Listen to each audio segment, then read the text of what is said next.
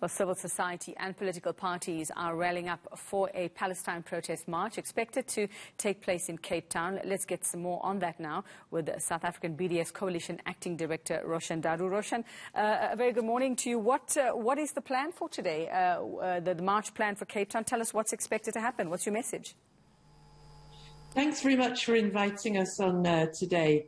Well, in Johannesburg, we're planning a picket outside the Israeli Trade Office at 1 o'clock in Sandton, and we're expecting a very good turnout, although we are insisting on all COVID protocols. So if anyone is watching and they are coming along, please don't forget to bring your mask, wear your mask, bring sanitizer and physically distance when we're there. But as I say, we're expecting a very good turnout. I think South Africans are really upset at what they've been seeing happening in Jerusalem in particular, but all over Palestine, in fact, where settlers have been burning fields and olive trees. This is just last week, before even the storming of the Israeli occupation forces into the mosque, which is just an indescribably horrible thing to witness, as I'm sure many people saw clips coming through from people who were there. And the number of people that were wounded and injured, it's just atrocious.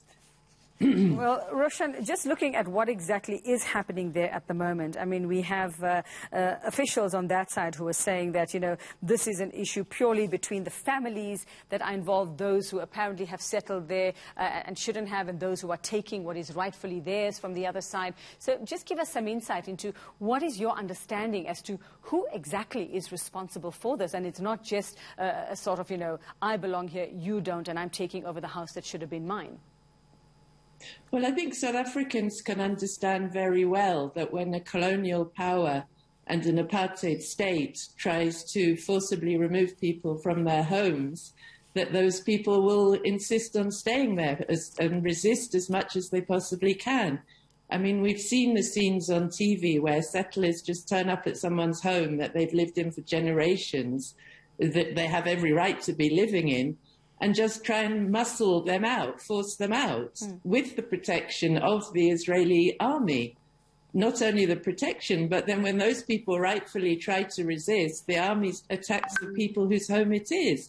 And I honestly think that in South Africa, we of all countries should be standing up much more loudly as government and calling out Israel as an apartheid state, which has been done most recently by Human Rights Watch. If an organization, a renowned human rights organization like that has concretely proven that Israel carries out acts of apartheid, we really are insisting that our government take a lead on this issue. The Palestinian people look to South Africa because they know we've experienced the same sort of thing. And they look to us for having managed in the end, finally, to get rid of our apartheid government. So we really have to insist on our government taking a much stronger stand. And that's why we're also targeting the Israeli Trade Office. We don't want to do trade with an apartheid state, as we expected of the international community during our struggle. All right, so I suppose the question is, this has been going on, gosh, for how many decades now, Roshan, that we know, and we thought maybe there was just some, you know, at the time where the world is in crisis, just a little bit of whatever level of peace that there might be. What do you think this has set the stage for now? Where do you see this going? Well, I think Israel has to be called to account. We have to have international sanctions. We have to have an arms embargo. We have to stop doing business as normal with an abnormal state. It must become a pariah state, as apartheid South Africa did. And that's something that the Palestinian people are asking of us in the international community, to boycott Israeli products, to call on our governments to impose economic sanctions and to stop trading as normal with an apartheid state. It has been going on for decades, as in fact colonialism in our own country did. But we know that it's possible to win. We know it's possible to overthrow that kind of a regime and to work towards a country in which everyone has equal rights and it's not dependent on racializing people in terms of what their rights should be. And just at this time, I mean, where we're seeing Roshan, we're seeing deaths on both sides, we're seeing children being harmed on both sides as well. And in terms of the Palestinian side of things, I mean, would it help if they did not retaliate the same way as the Israelis? It's not really our job to tell the Palestinians what form their resistance should take.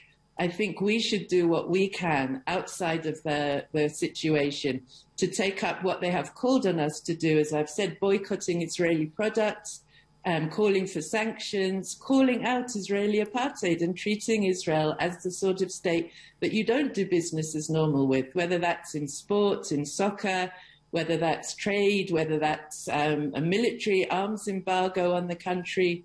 I think we have to do all those things. And I think we also, for instance, as South Africa, we don't require visas for Israelis to come to South Africa, but we do for Palestinians. And that's something, again, that we're asking our government to look into, and we hope that that will be resolved very soon.